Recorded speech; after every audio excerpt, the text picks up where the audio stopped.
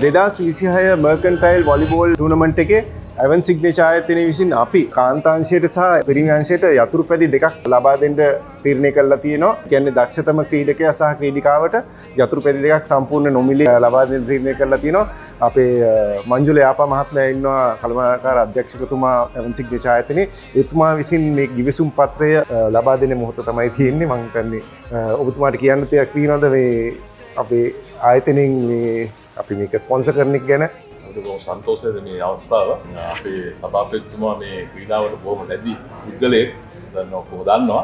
ඉතින් එතුමාට මේ අදහස දුන්නාම එතුමා කිව්වා නෑ අපි එකක් නෙමෙයි දෙකක්ම දෙමු කියලා මේ යෝජනාව ඉස්තර කරා. එතුමා මම හිතන්නේ මේ අවස්ථාවක් නැති වුණත් එතුමා වෙනුවෙන් මම මේ අද ගිවිසුම් පත්‍රය බාර දෙනවා. මේකට ස්පෝර්ට්ස් ආයතනයට අපි අත්පොත් දෙකක් නොමිලේ ලබා දෙනවා කියන බලාපොරොත්තුව ඇතුව. එනම් එතුමා නාලක මාත්මයාට අද මේ අවස්ථාවේ බාර දෙනවා.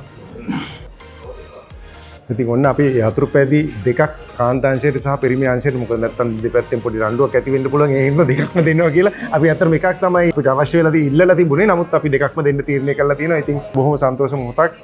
හැම කෙනෙක්ම ක්‍රීඩා තරඟ දවසේදී හම්බ වෙනවා.